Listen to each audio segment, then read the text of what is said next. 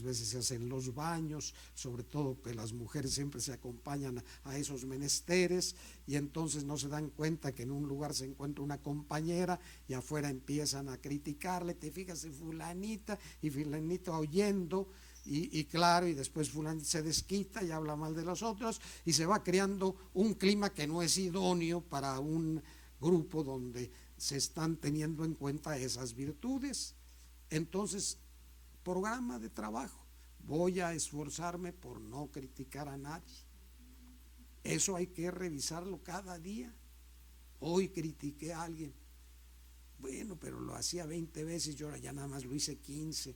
Bueno, a lo mejor va a llegar un momento en que ya se diga, ya lo hice nada más 2, ahora sí me voy a esforzar y voy a ya solo hablar bien de las personas. Alguien que empieza a criticar, no, pero no la conoces bien, tú dices que es muy tonta, no, yo conozco trabajo que hace con inteligencia, etcétera. Pues entonces ya me debo preocupar por lo positivo. Y eso es lo que va ayudando a avanzar. Concluyo con un pensamiento de macrojusticia y microjusticia. En el fondo, siempre que se buscan hacer las cosas bien, tienen que ver con la justicia. Y hay gentes que dicen, lo importante es la macrojusticia, que se hagan transformaciones en las leyes, que se hagan transformaciones en los programas económicos, en los programas políticos, que funcione bien la democracia, etcétera, etcétera. Bueno, pues yo creo que la experiencia revela que para que se dé la macrojusticia, se debe dar ante todo la microjusticia.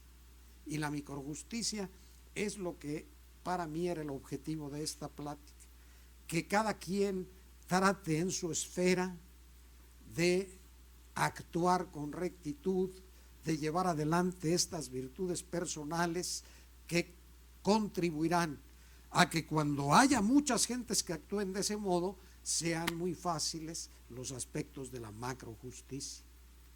Pues ojalá que mis palabras los motiven a esto, y ahora sí, algunas preguntas, algunos comentarios en torno a los problemas. Por favor, que ya había levantado la mano y con gusto lo oímos. Qué raro, licenciado.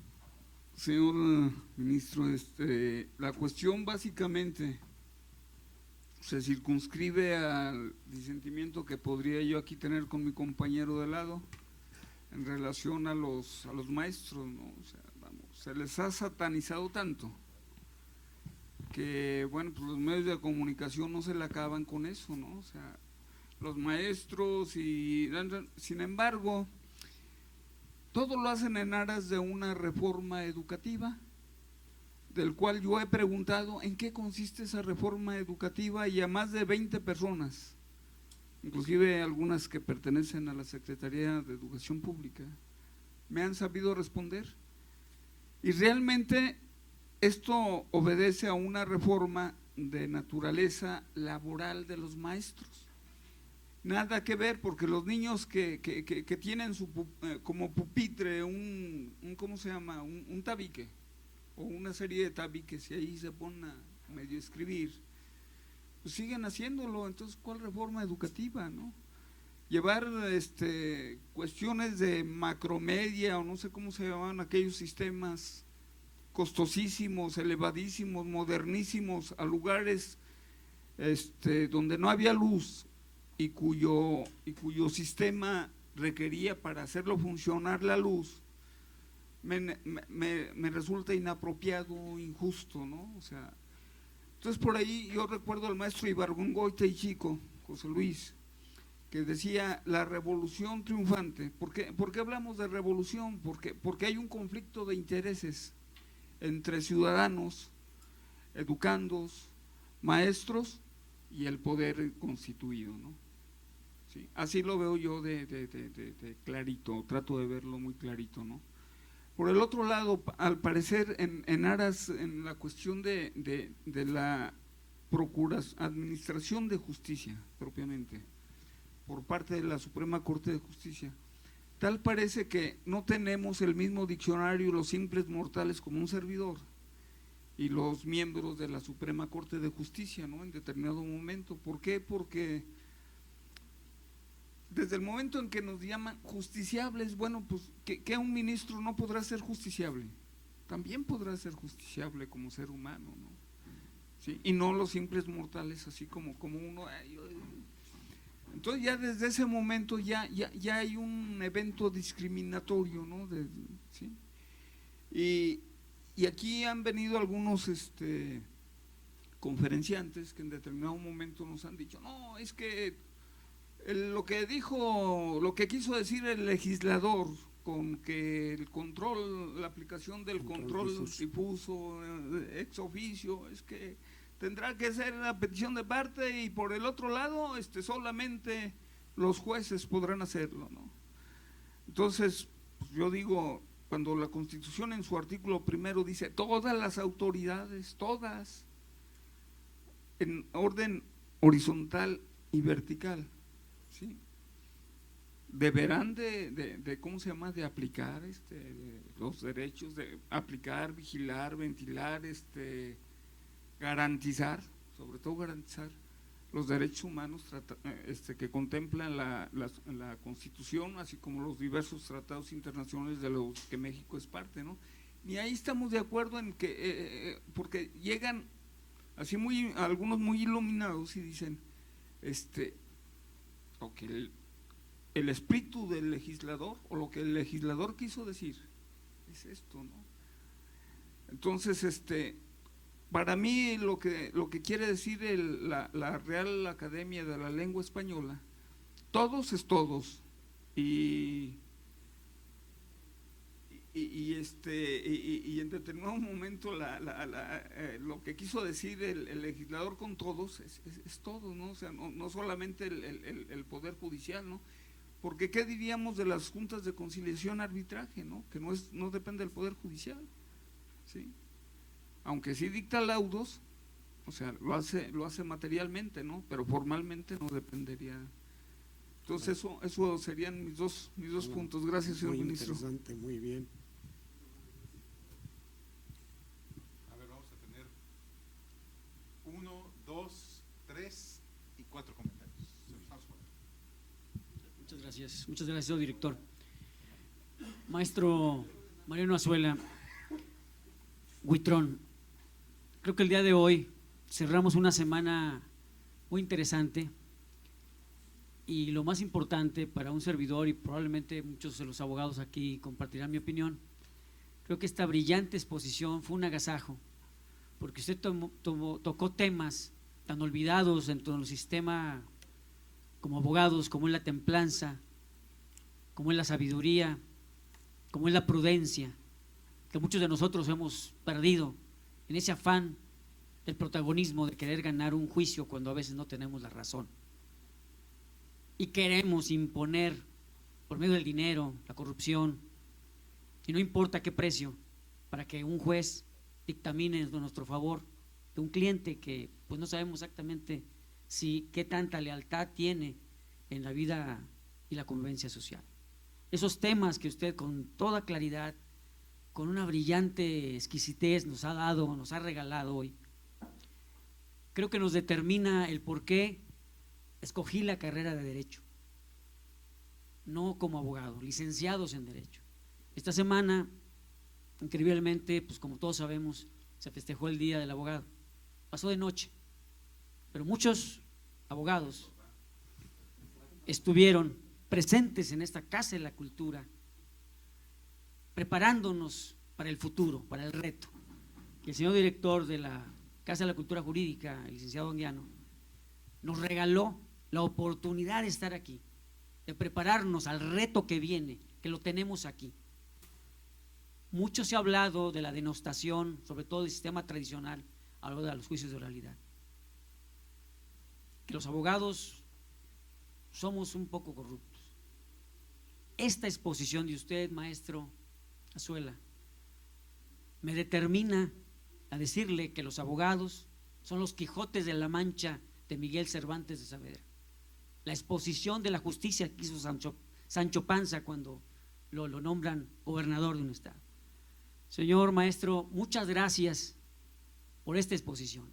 Hablar ahorita, plantear en este lugar cuestiones que tienen que ver con sindicalismo, que tienen que ver con Pemex, es distraernos de lo verdadero, la justicia, darle a cada uno lo suyo. Muchas gracias, maestro, y enhorabuena por habernos permitido escucharlo. Muchas gracias.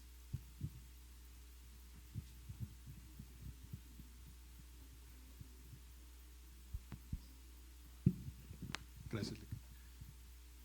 Buenas tardes, señor ministro. Agradecemos sus palabras muy lúcidas, muy elocuentes. Fue un agrado haber estado aquí con usted el día de hoy. Mi cuestionamiento sería enfocado de manera precisa. ¿Qué opinión le merece esta nueva cultura en relación al nuevo procedimiento penal de los juicios orales en materia penal? Gracias. Adelante, señor. Buenas tardes.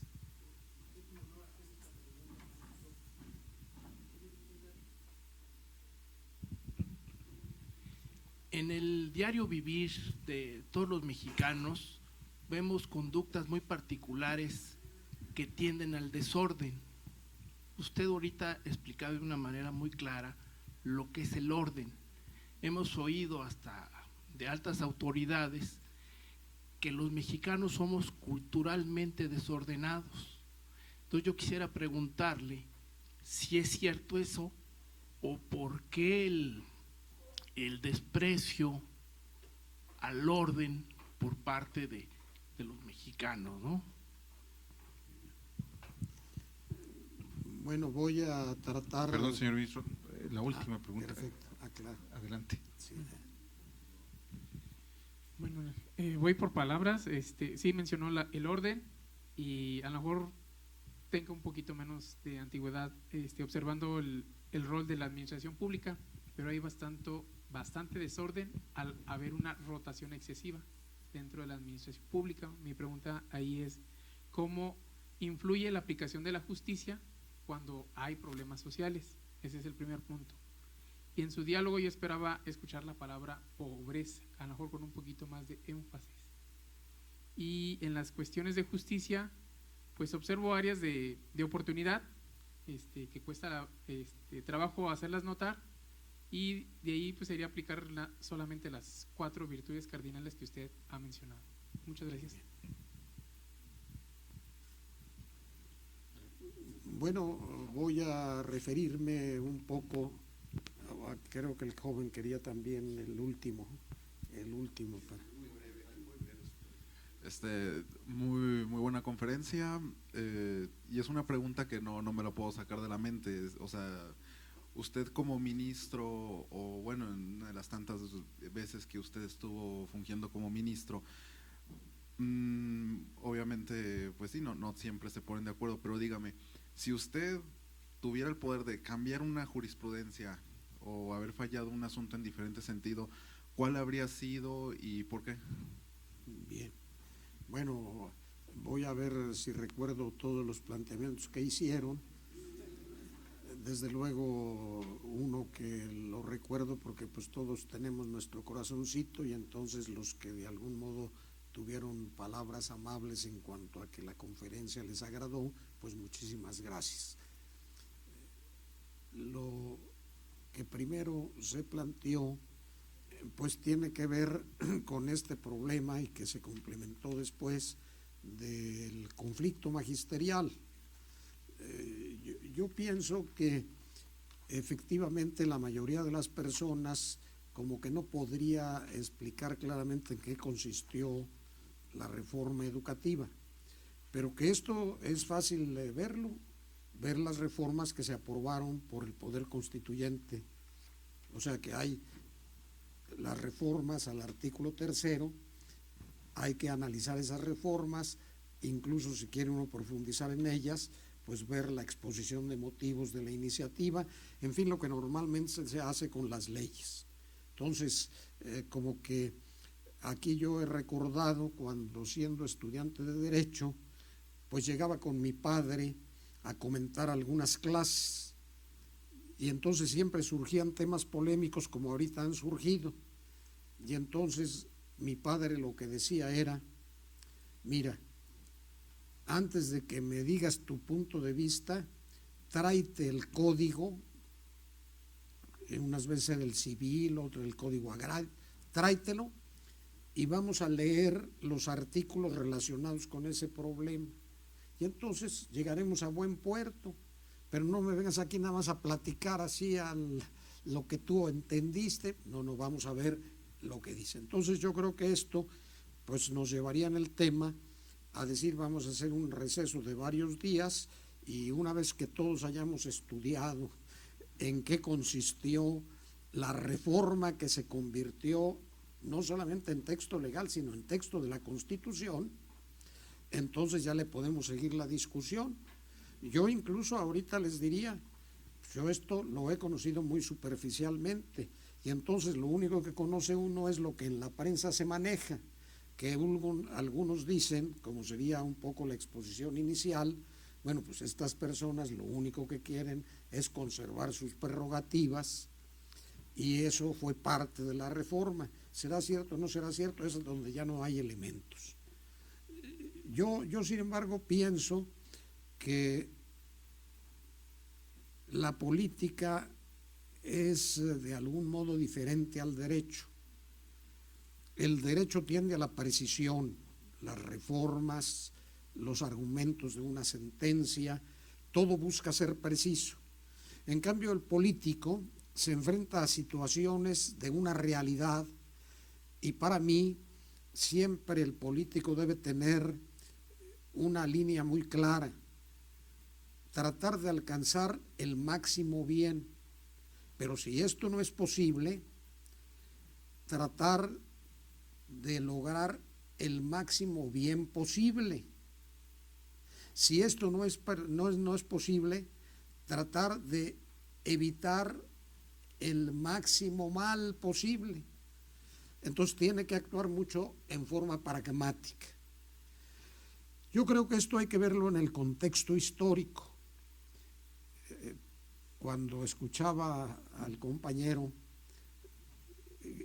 un poquito en contra de los maestros de la CNT, recordé que mi esposa cada vez que está viendo un noticiero, que le encanta ver los noticieros, está despotricando contra el gobierno y está diciendo, ¿cómo es posible? Están deteniendo en las esquinas a cantidad de gente, bueno, y todo lo que de algún modo hacen. Bueno, yo con ella procuro guardar silencio. Bueno, ¿qué es lo que ocurre? Que México tuvo una experiencia muy grave, que fue el movimiento del 68. Venían las Olimpiadas, estaban las manifestaciones de estudiantes, prepararon esa manifestación magna en Tlatelolco. ¿Y qué fue lo que sucedió? Pues que como que la decisión del gobierno fue, ya se acabó el relajo, y que metió al ejército y hubo muchísimos muertos, más aún no se sabe bien a bien cuántos muertos hubo. Cuando ese era el gobierno de Díaz Ordaz, entonces cuando llega el gobierno de Echeverría, primero muy pragmático, becó en el extranjero a todos los líderes del movimiento. Por lo pronto ya se los echó para afuera del país y además muy contentos, ¿no? Y entonces fue utilizando este tipo de mecanismos. Sin embargo, se dio también el famoso Jueves de Corpus.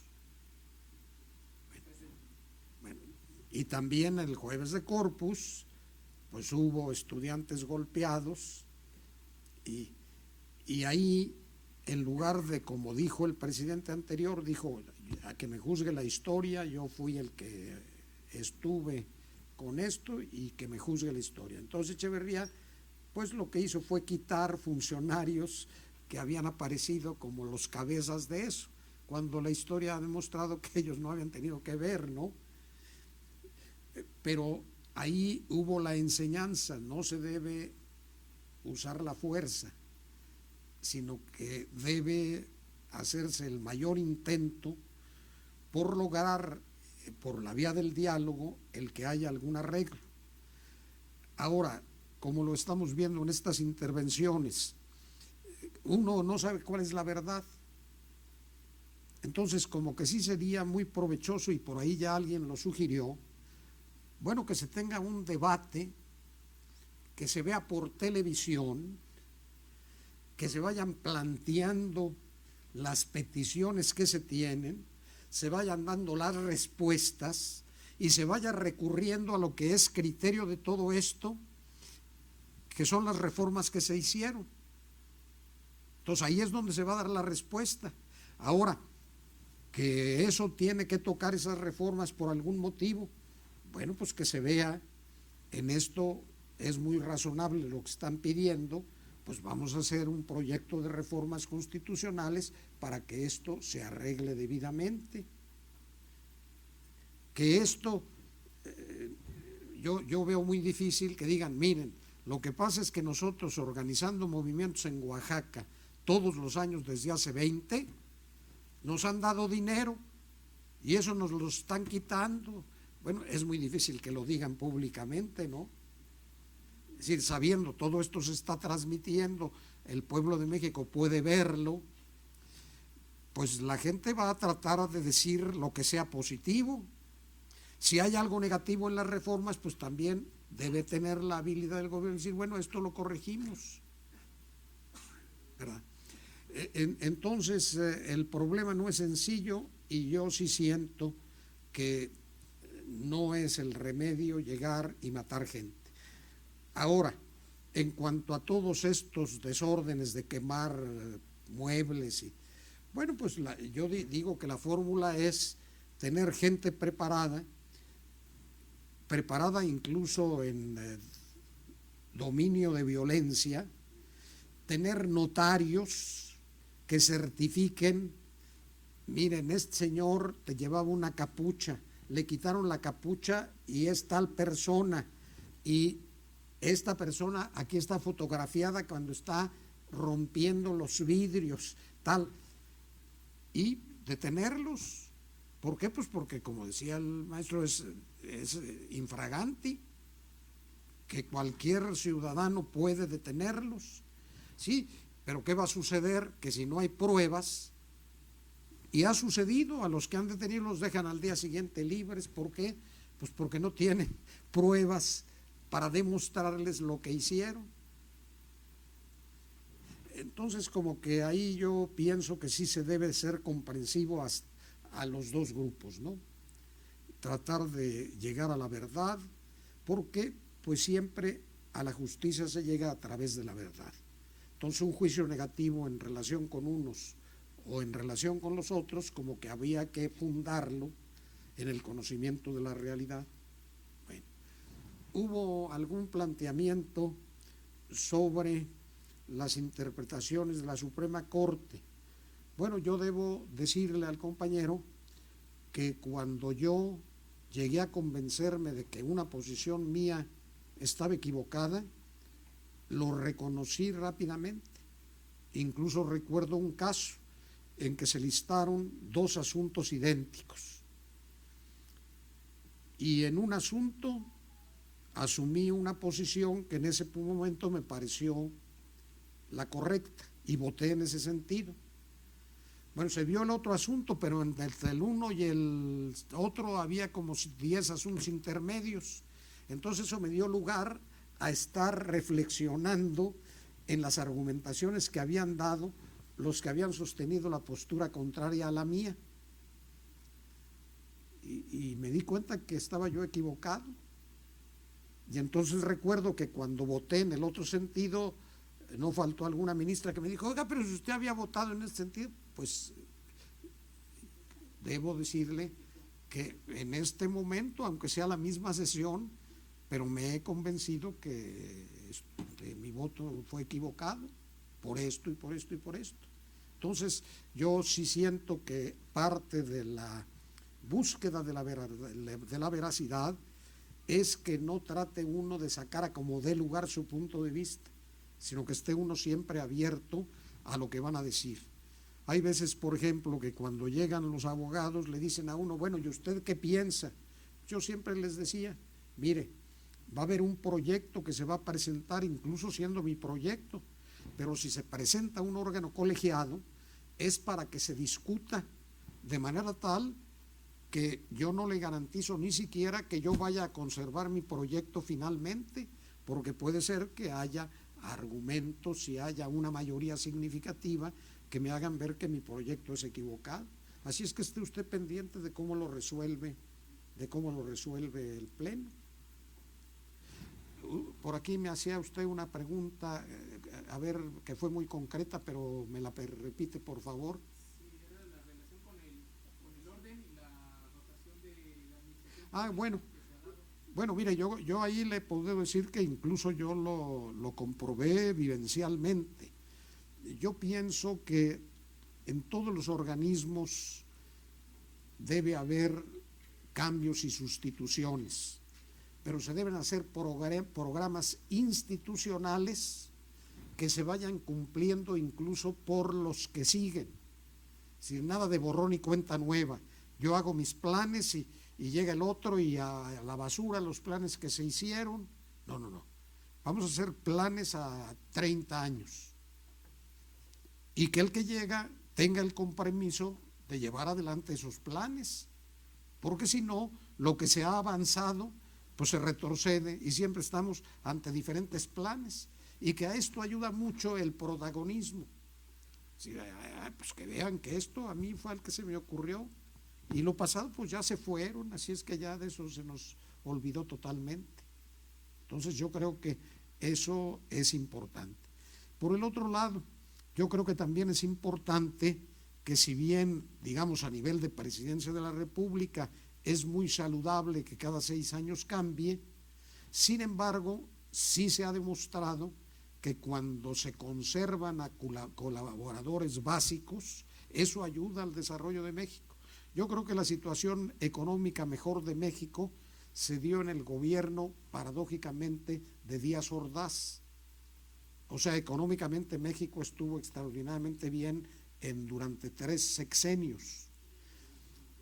¿Por qué? Bueno, se conservó al secretario de Hacienda, que era Ortiz Mena. Entonces, quien dirigía el manejo de las finanzas nacionales, con muy buenas relaciones internacionales, se conservó, y eso permitió una gran estabilidad económica que permitió un gran crecimiento. Después ya se dieron otros problemas, pero en fin, yo pienso que es sana la sustitución.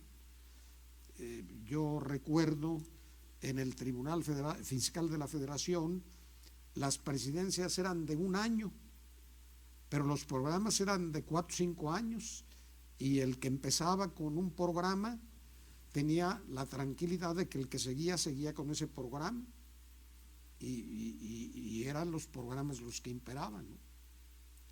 Hubo otra pregunta también, por favor, si me la recuerda. Así que hablaba usted de la cultura y del orden en México, en nuestra sociedad.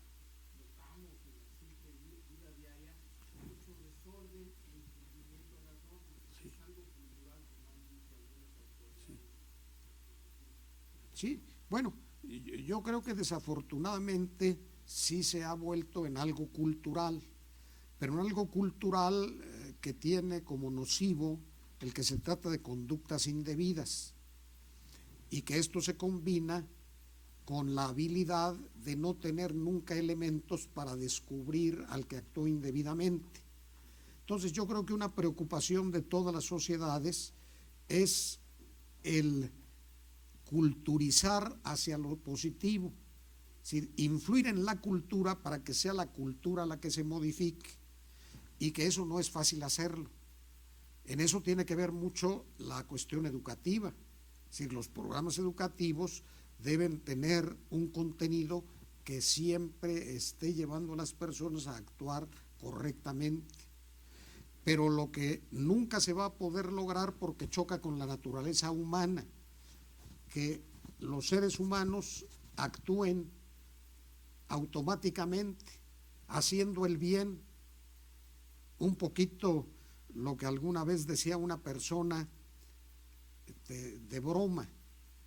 Decía, bueno, pues para Dios sería muy fácil el lograr que las gentes se portaran bien. ¿Cómo? Bueno, por ejemplo, hay un espectáculo pornográfico, fila de compra de boletos. El primero que compra su boleto le cae un rayo y muere fulminado. Ya el segundo ya dice, ah, Chihuahua. Se anima y lo compra, muere fulminado. Pues se desintegra la cola y ya nadie va a ir al espectáculo. Pero eso sería deshumanizar al ser humano. El ser humano debe recibir la orientación, los valores, los principios, el ejemplo, para que él por sí mismo se convenza de que lo mejor para la vida de una sociedad es actuar con rectitud. Del mal se va a seguir el mal. Incluso hay veces que ya se goza ese mal y se le da matiz de bien, ¿verdad? Pero el ser humano de algún modo tiene la sensibilidad de descubrir cuál es el verdadero bien. Entonces, responsabilidad de los padres.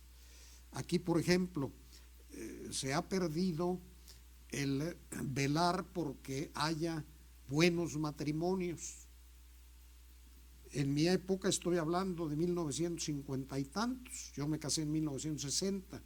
Bueno, iba uno a cursos de matrimonio, ahí le decían, bueno, vamos a tocar el aspecto de respeto, y trataban el tema del respeto. Vamos a tratar el aspecto de la natalidad. En aquella época pues, era casi aceptar los hijos que Dios mandaba, con la ayudadita que daba uno, pero era de algún modo. Entonces eran familias numerosísimas, ¿verdad?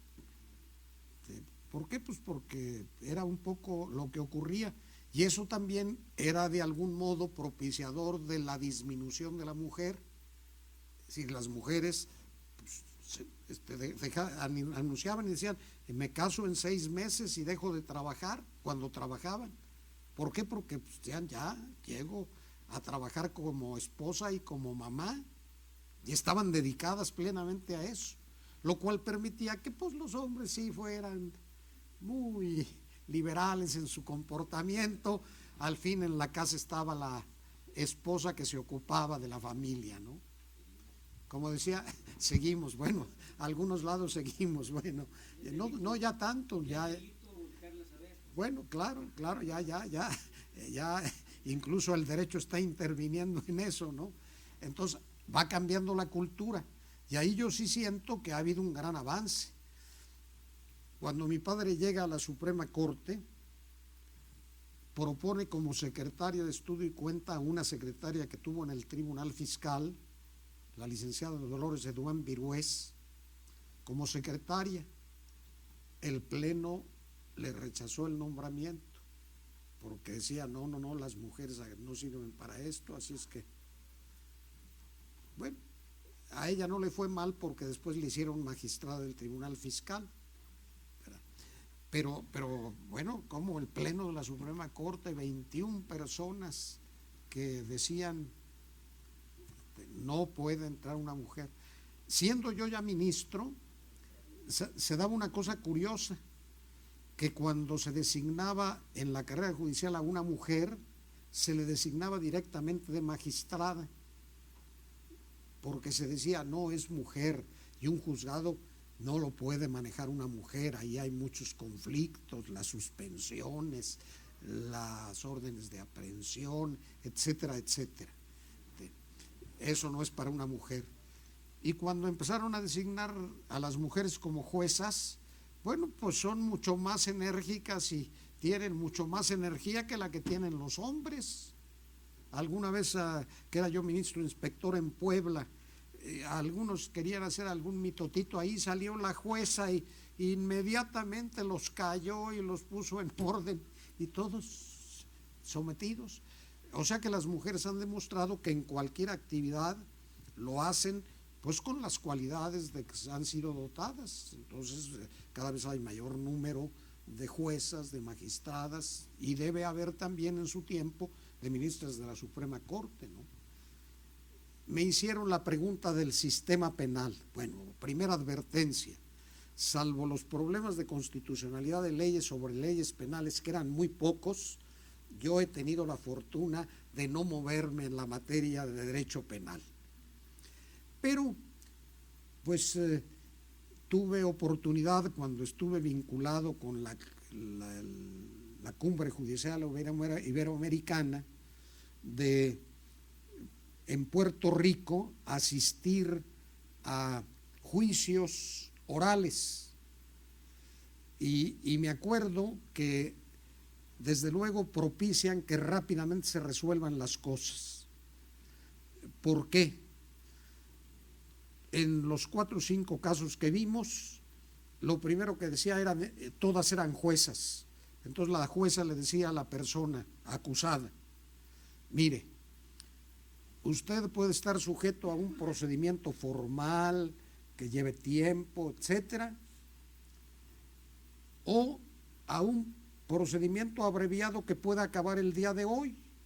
Y eso depende de si usted nos confiesa que cometió el delito o no. Por lo pronto, no me diga nada, usted dígame qué juicio prefiere, el abreviado o el largo. Todos decían el abreviado.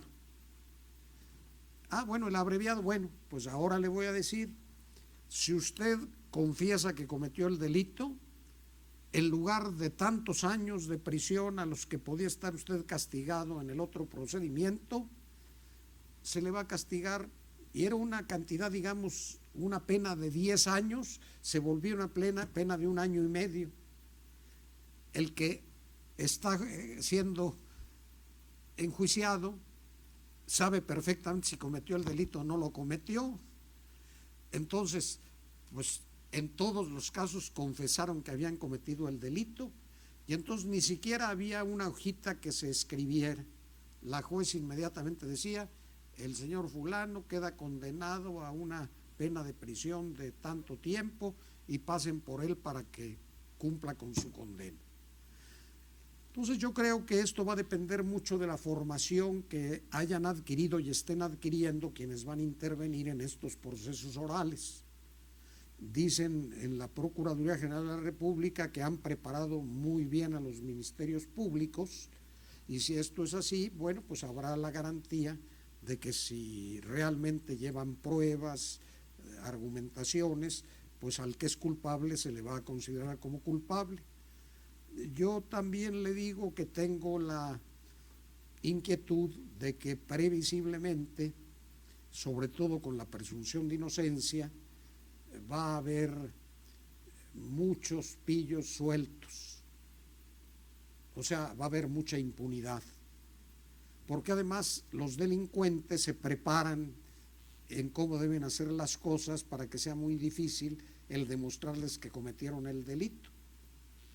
Pero pues en fin, yo siempre he dicho, cuando se hacen reformas legales, a quienes están en la impartición de justicia no deben criticarlas, sino deben esforzarse por aprovecharlas para hacer las cosas de la mejor manera posible. Y creo que de algún modo pues han quedado contestadas todas las preguntas, y ojalá que todos las hayan aprovechado.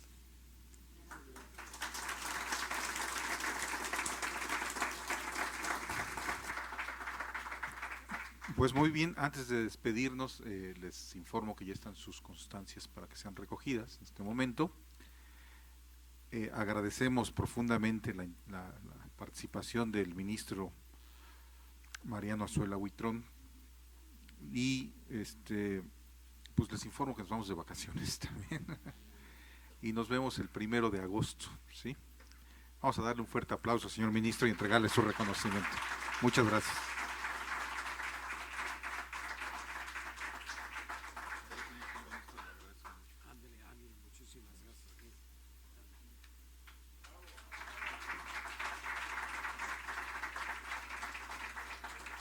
Les agradezco nuevamente su participación, los espero en agosto y nos vemos. Buenas tardes.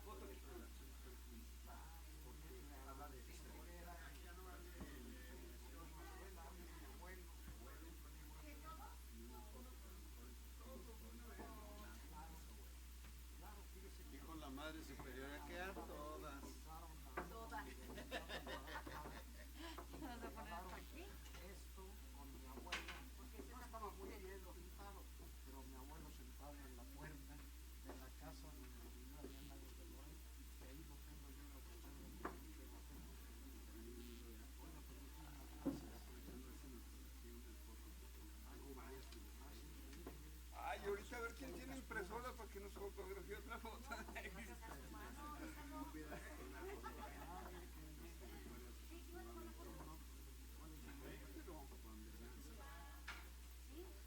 Adelantito, pues, está, el licenciado sí viene preparado, fotos, todo que trae, excelente.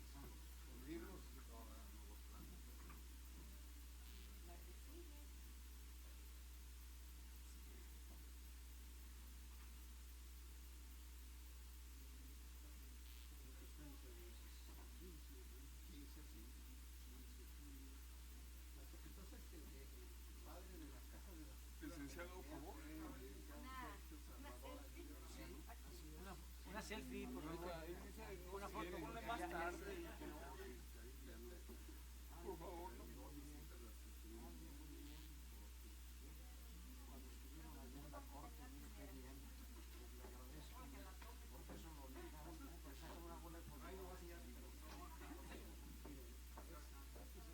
No me roben la inocencia.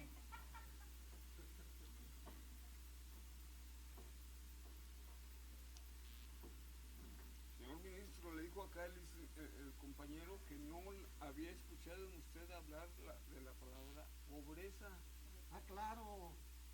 El compañero. Claro, pero una foto, bueno, luego le- bueno, oiga, yo creo que cuando hablé de la justicia, eso finalmente lleva a la pobreza. Y también hablé al principio de algún modo de lo que era la sociedad primitiva, etcétera. ¿Quién me ayuda? Y efectivamente, yo creo que uno de los La graves foto, pues. problemas de lo que amenaza ahora Gracias. la conferencia es la sociedad clasista piramidal que tenemos en México. Maestro, por favor, señor ministro, una foto aquí. Es que no pueden hacer tantas cosas, ¿verdad, señor?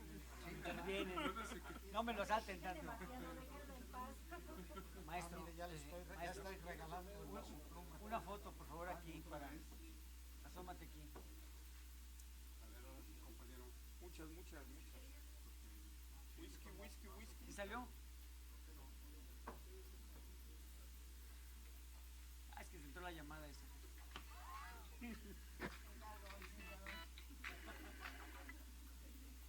Un momentito, por favor. Otras dos, por favor. Todo nomás de pum. A ver, licenciado. Ahora está, mira, ahí está. Ahora sí ya. Creo que ya está. Ya está, ahora sí entró la llamada y ya la corté.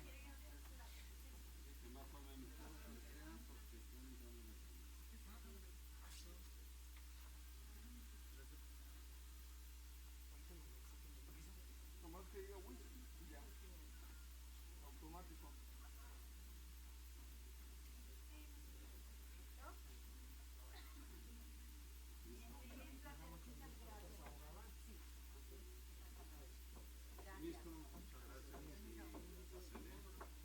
Cuéntenos con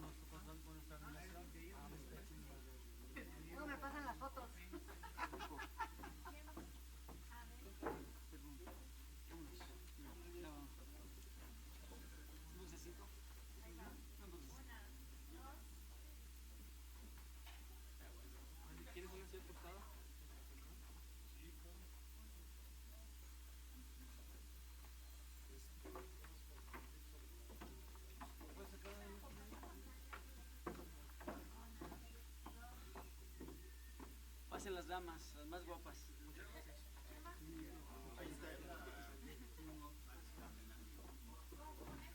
No, no, ese es el mío.